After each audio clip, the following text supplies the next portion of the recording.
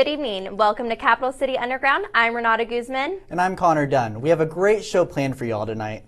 We have a story on tattoos and the hot trends of people getting them. And we have an awesome band that brought us to our feet with some original jams. Then we're taking you to the stables to uncover a club sport at UNL. And then we'll be uncovering the troubles that may be beginning on campus with jaywalking. But first, let's take a look at what's going on in the community and around the world.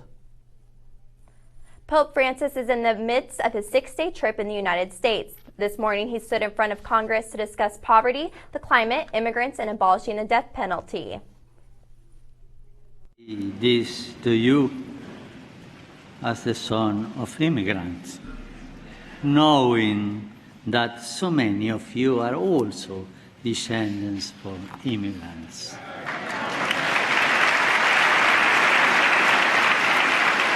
Tragically, the rights of those who were here long before us were not always respected.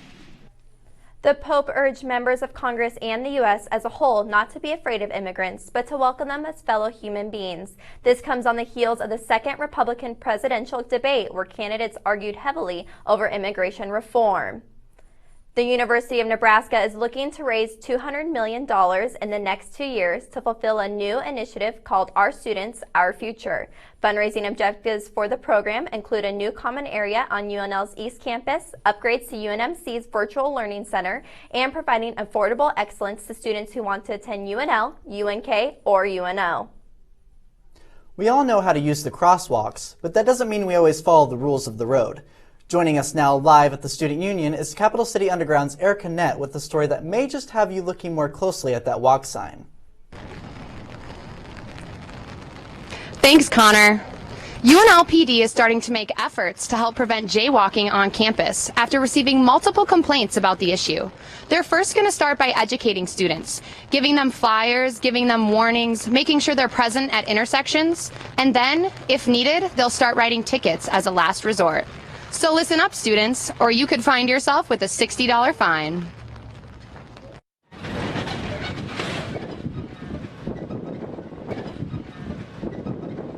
You see it all around, especially on a college campus.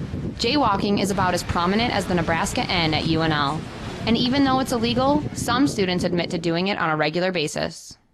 I'll do it when there's like nobody there. If it's a high traffic time, like that's not a good idea for me. I don't feel comfortable with like jumping out in front of a car and expecting them to stop. Like I'll be on the corner like 14th and Vine, they're saying, and like people just like walk right past me. It's like big red hand. There's cars coming from both directions. Like you gotta wait like 20 seconds at the most, and you'll be fine. I have a couple times, but like I pay attention if there's cars coming, I stop. Kids have to get to class, you know, and that traffic should be aware that there is a campus here. A lot of students might not think that this is a huge issue, but just a few days ago, a 21-year-old was critically injured after being hit by a minivan near 14th and Q, just a few blocks off campus. The man was jaywalking. And according to UNLPD, keeping people safe and preventing incidents like this is the whole point of their efforts. Safety is our biggest issue, and I don't think there's a real term specifically on how safe we can make things. We're going to just start to try to be out there at heavy traffic times, be places where we've had some complaints of people just walking out into traffic. That way we can hopefully educate, some of the people to, pay attention to these things. I don't think people should be really ticketed for it, but it shouldn't happen. It's just something we kind of have to control ourselves personally. If we think there's a concern for safety by people endangering themselves just by walking out into traffic, it's something we're going to have to handle. So the next time you think about darting out in front of a car or crossing at a red light to get to where you need to go, you better think twice. For Capital City Underground, I'm Erica Nett. Back to you in the studio. Thanks, Erica. Today, the University of Nebraska announced that its faculty will now be required to complete an online seminar focused on preventing sexual assault. Early this semester, the university asked its students to complete the seminar as well as watch a 45-minute training video on Title IX resources. The new requirements come after a 2014 report by the Department of Education alleging that 85 colleges, including the University of Nebraska, violated their Title IX policies. The University of Virginia was the first college to end its investigation by becoming fully compliant with the new guidelines. A stampede during the annual Islamic pilgrimage to Mecca has killed more than 700 people and injured 800 others in Saudi Arabia. The stampede occurred Thursday morning during the ritual known as Stoning the Devil in the tent city of Mina. 4,000 workers have been deployed, along with 220 ambulances and other vehicles in response to the disaster. The incident is the deadliest disaster at Mina since 1990, when 1,426 people were killed. University police say they're investigating a series of internet scams targeting international students on Facebook. Authorities say a UNL student wired more than $1,000 to an unknown person in the Philippines. Police say the scammer threatened to post a naked video of the student if the student didn't wire the money. UNLPD says the case has been turned over to federal authorities. A 17-year-old girl faces a murder charge after police say she ran her pickup truck over a woman in the Nebraska City Library parking lot. The Otoe County attorney says the woman, 20-year-old Amber Shipley, was declared brain dead on Monday after suffering blunt force head injuries. The teenage girl, who is not being named because she is a minor, also faces charges of use of a weapon and leaving the scene of an injury accident. China's economic slowdown and cheap oil are killing more American jobs. Caterpillar announced that they will be laying off up to 10,000 employees in the United States within the next 3 years. The moves are aimed at cutting $1.5 billion in annual costs. There are more than 500 locations worldwide, including 6 manufacturing sites and 1 marketing office in Nebraska. We called the marketing department for comment, but they didn't return our call. For many of us, there is a chill in the air, and this cool weather can make outdoor workouts much more inviting. CNN's Holly Furfer looks at ways to get fit for fall, both out in the elements and when we have to head indoors. If you don't like exercising in the summer heat, you may find fall's lower temperatures entice you outdoors to get fit. For many, cooler air makes for a more invigorating workout, whether you're walking, hiking, biking, or doing other sports. Get your heart pumping on park trails, where you can also take in the rich autumn colors. If it snows where you live, cross-country skiing and snowshoeing are great ways to exercise. Raking leaves and doing yard work is another way to burn calories. Often gyms start classes in the fall. With children back to school, parents often have a little more time to devote to exercise. Branch out and try something new. You might find you like it. And you've heard it before, but try to stick with your workout. The goal is to form a habit. Now, studies vary as to how long that takes, but give it a go for the season and you may be well on your way. This time of year also offers us lots of brightly colored seasonal fruits and vegetables. Good fuel to power our cool weather workouts. For today's Health Minute, I'm Holly Furfer. Coming up after the break, we have a live interview with one of the organizers of UNL's homecoming activities. We'll be right back.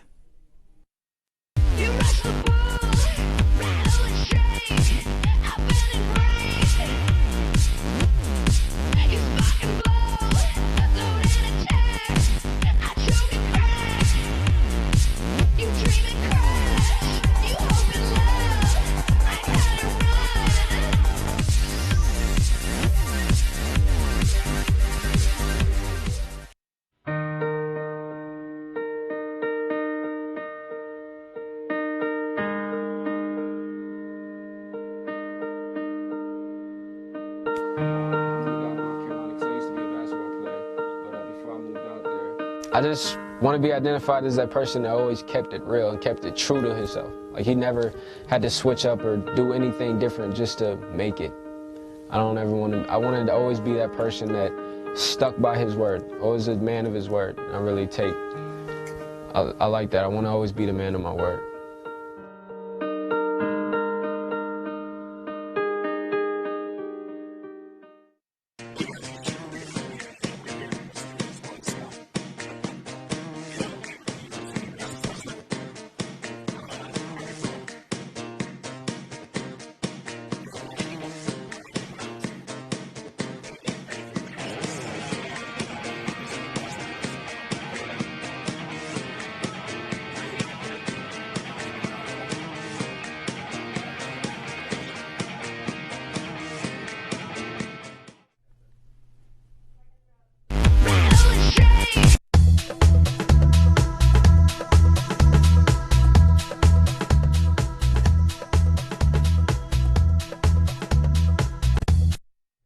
It's homecoming week. That means parades, floats, live bands, and of course the big football game this weekend. Let's take you out live to the UNL Student Union where Bailey Neal has a special guest to talk about all the activities taking place over the next few days. Chair for the homecoming committee.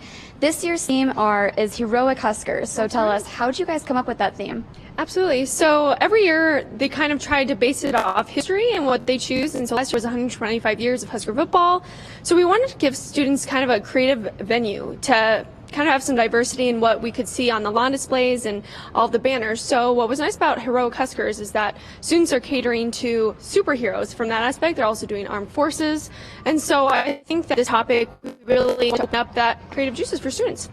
Definitely, and we're seeing a lot of that in the lawn displays. Yes. What have you guys seen so far? I know they have to be done by tomorrow. Absolutely. So have you any sneak peeks for us? Absolutely. So I think what's really cool is, like I said, the diversity in the floats and the ideas that students have. Some are really taking that armed forces route and paying a lot of respect to that.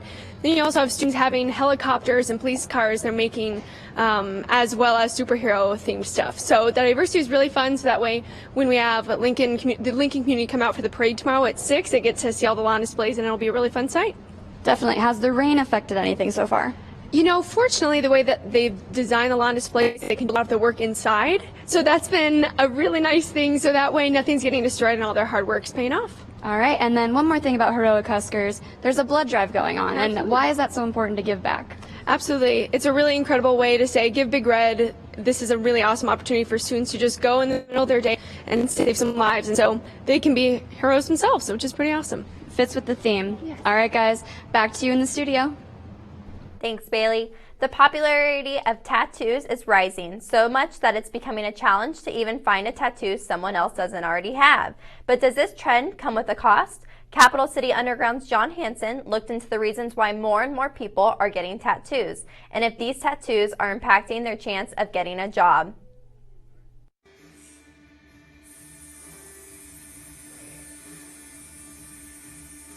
Andrew Saunders is a student at the University of Nebraska-Lincoln.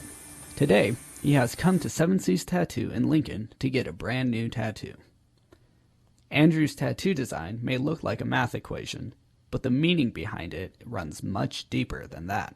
So right now we are at 7 Seas Tattoo, and I'm about to get a tattoo for my family back home in Chicago, so this is pretty exciting. Andrew's tattoo represents the members of his family. The letters represent the names of his family members, since they all share the same initials. Allison Johnson has a tattoo in the memory of her cousin. It is a Christian fish with a cross in the middle, and it has my cousin's initials in the top of the cross, and then it says, "Till the day we meet again." So I got it for a couple of reasons. One, the main reason is a memorial of my cousin who died, who I was very close to, and somebody who was very important to me as a child and important in who I am today. But then I think it also reminds me of the hope of the resurrection, and whatever that means, so being reunited with loved ones. And I think it carries a sense of what communion means, of communing with the saints. And so I think it's a good reminder of who I am, but who Jesus is and who my identity is in Christ. Having an important meaning or story behind the tattoo is one of the most important factors for most people when getting tattoos. 43% of people think the meaning behind the tattoo is the most important factor when getting a tattoo. 49% think the reputation of the artist is the most important factor.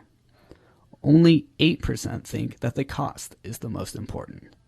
But a factor that not everyone considers is how this new tattoo could impact other areas of your life, such as if this tattoo will affect your ability to get a job.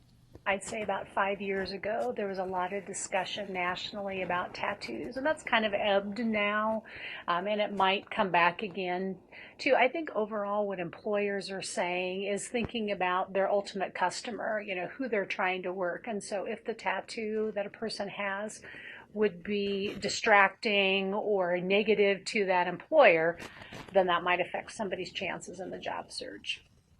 If they're visible, I think they should be appropriate, but I think the word appropriate depends, it's situational. So I think what's appropriate to some might be inappropriate to others. I personally don't mind them.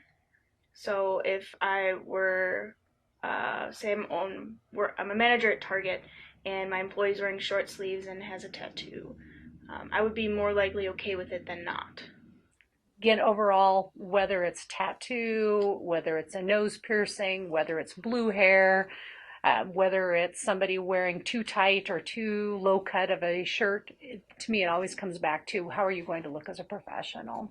I think the world has become a lot more comfortable with tattoos, as I think more people have been getting them, and especially I even think of religious tattoos, so it seems the more people are using tattoos to express identity in their faith or who they are, it seems that has made tattoos more acceptable to the general public. So I think that has definitely shifted over the past 10 or so years, because I think it definitely carried a negative view for quite some time.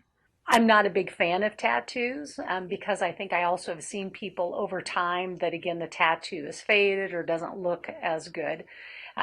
But I think I worry more about really big tattoos or, again, really visible tattoos. I think when I see a movie and they're going to show a criminal, for example, the criminal is going to have a very visible tattoo, maybe at the side of their face or their neck or something like that. The important thing to remember is that not all tattoos are the same, and not every employer is the same. You have to be able to read your own situation, and at the end of the day, it's your call whether to get the tattoo or not. For Capital City Underground, I'm John Hansen. All right, so here we are in the studio with John.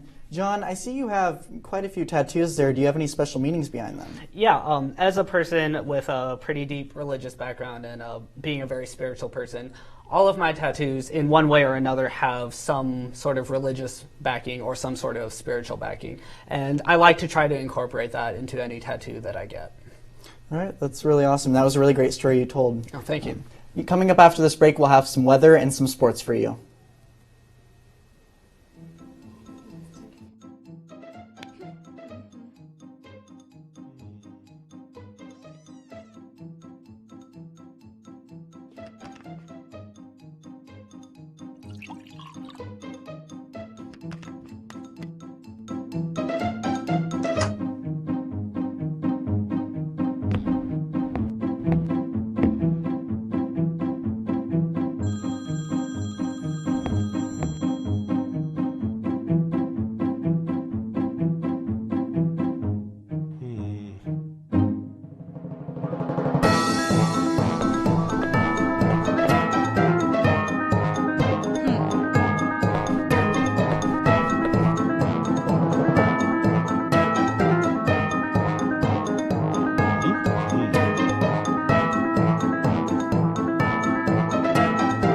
Stop right there.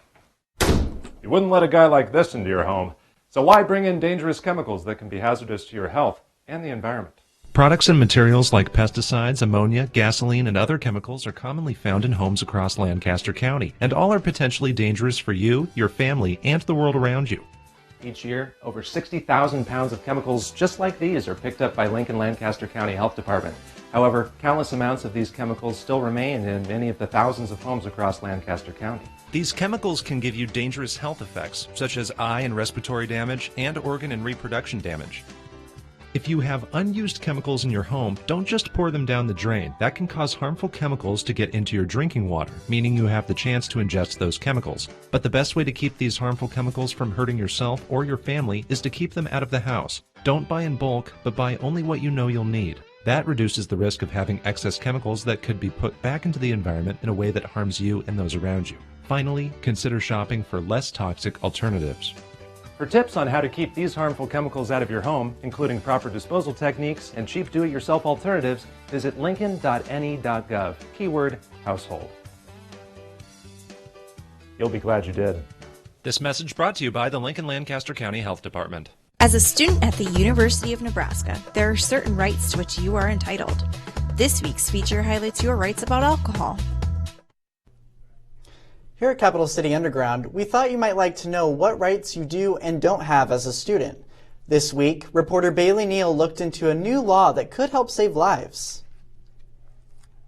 Take a look at these chilling new public service ads. They're bringing attention to a very real dilemma that college students are often faced with. Like if they're clearly intoxicated to the point where you think they might be in danger, it's always been tough because you never want to call the police or an ambulance and risk getting everyone else in trouble just to help one person who might not even need it. To not call, for your friend because of an MIP and then that person have something seriously medical happen is just, silly, and we would hate for that to happen. After UNL fraternity member Clayton Reel died of alcohol poisoning last year, Nebraska legislature began working on a solution, the Good Samaritan Act.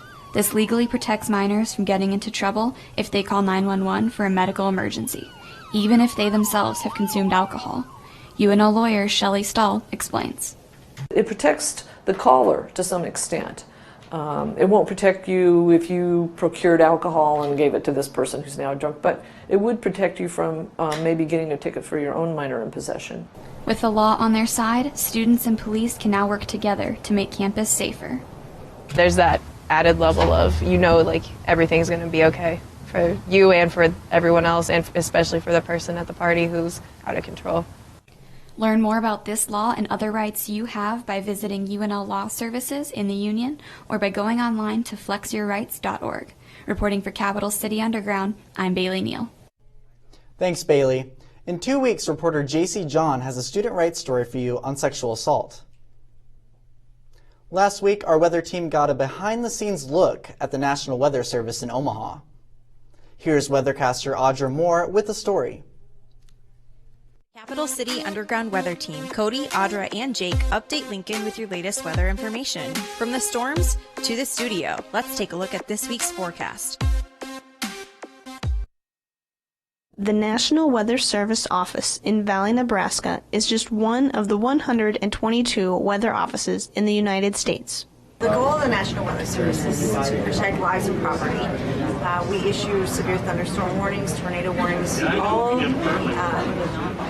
winter weather warnings for 30 counties in eastern Nebraska and 8 counties in southwest Iowa. The office uses many different kinds of instruments to create forecasts and issue weather watches and warnings. Some of these data come from weather balloon launches, which give upper air observations. The weather balloon goes up twice a day around the world at the same time of day. It collects temperature, relative humidity, winds, and pressure. To learn more about the National Weather Service, get local forecasts, and stay up to date when severe weather happens, visit weather.gov. For Capital City Underground, I'm Audra Moore. Thanks, Audra. For Capital City Underground, I'm Cody Carlin. We saw some rain roll through Lincoln early this morning. However, since then it's been kind of spotty on and off. Let's take a look at the radar loop.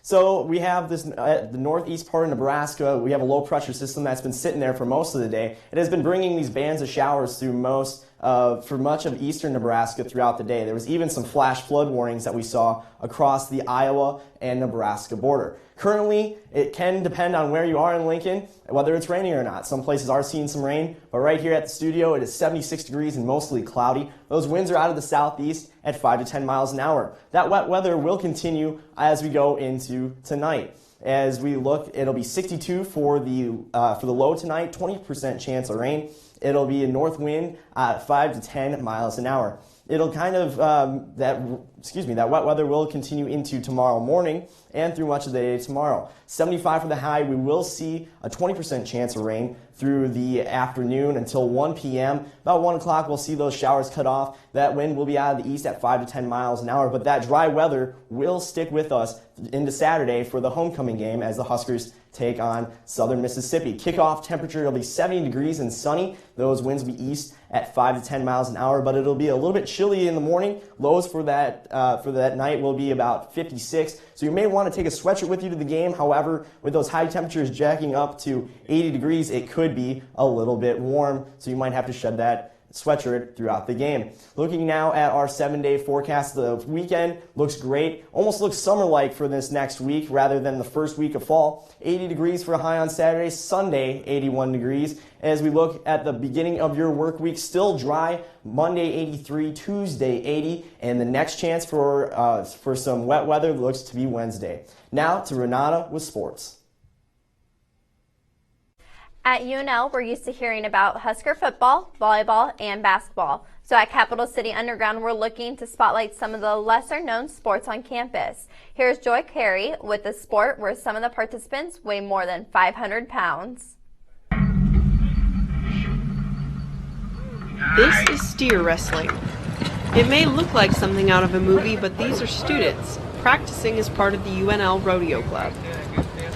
Things are happening so fast. I mean, you're going 35 mile an hour to a dead stop on a steer. For senior Bryce Dibburn, steer wrestling is the event that got him to the National College Finals 2 years in a row. But the rodeo team actually practices many different events, including barrel racing, team roping, and tie-down roping. When the weather's nice, they practice on East Campus, where they also keep and feed their own horses. To feed one of these horses for 3 weeks costs about $150, but to be on the team for these students is priceless. Just that feeling when you catch and finally succeed, because you practice all week for that, all month, all year, and you finally succeeded. And the feeling is just slow-mo and excitement. This is Jenna Brown's second year on the team. While she and Bryce both love rodeo, they admit it comes with risks.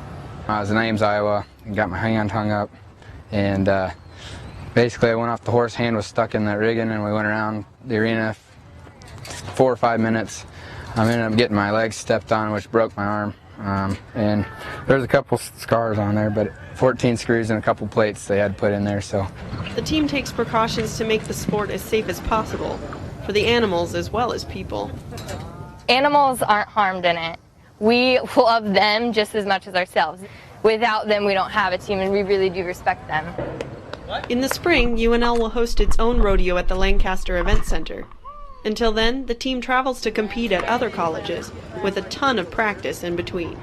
I'm out here every morning and night. A lot of times we'll start around 6 o'clock in the morning and we'll practice till about 8, then we'll go to class. And it's a lot of fun, and like most people say about rodeo, it's an adrenaline rush that's pretty incomparable. With Capital City Underground, I'm Joy Carey. Thanks, Troy. That was a great story. One of our featured segments on Capital City Underground is to feature musical groups that are looking for their big break. We had this awesome opportunity to watch and film the band Melodyne live. They are a pop rock group from Virginia, and here they are performing Mama's Baby Grand. I give you Melodyne.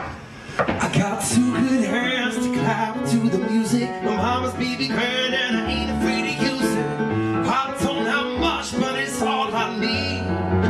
And baby, that'll do for me. Oh, oh, oh, oh. Oh, oh, oh, oh. Oh, oh, oh, oh. Oh, oh, oh, oh. I'm better walking, honey. I'm sort of talking funny. I don't see the sun. I got sunshine coming down upon me. Take the trouble from me.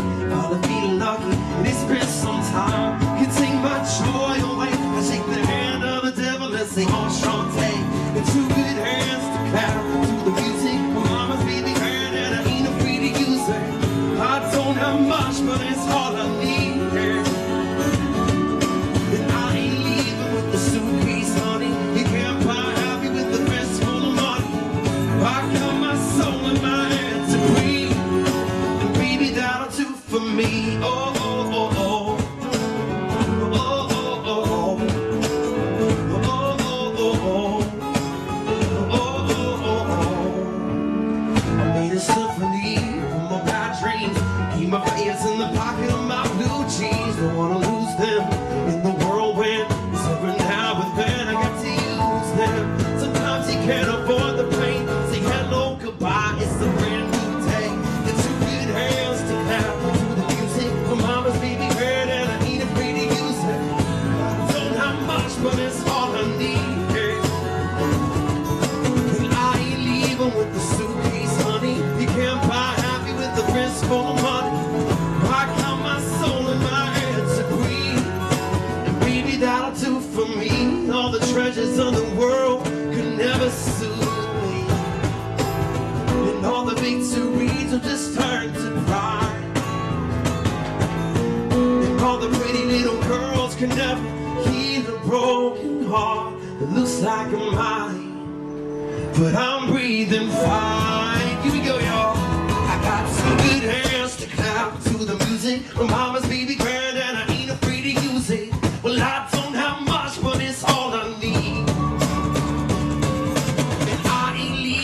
the suitcase, honey. You can't buy happy with the friends for the money.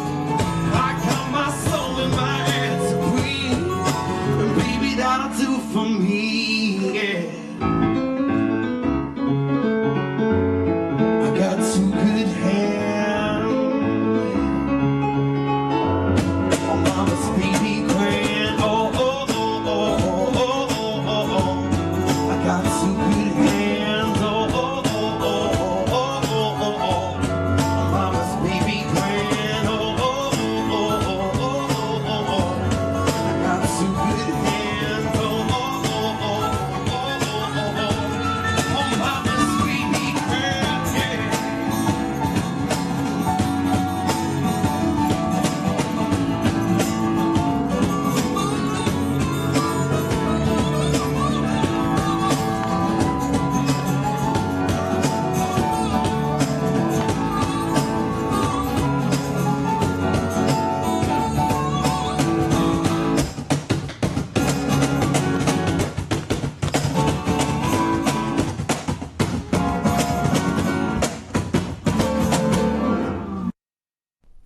Wow, those guys are really great. Now, Renata, you went to their performance, didn't you? I did, and I had a lot of fun. I'd never heard of them before, but they did play a couple 90 throwbacks, and I loved listening to them.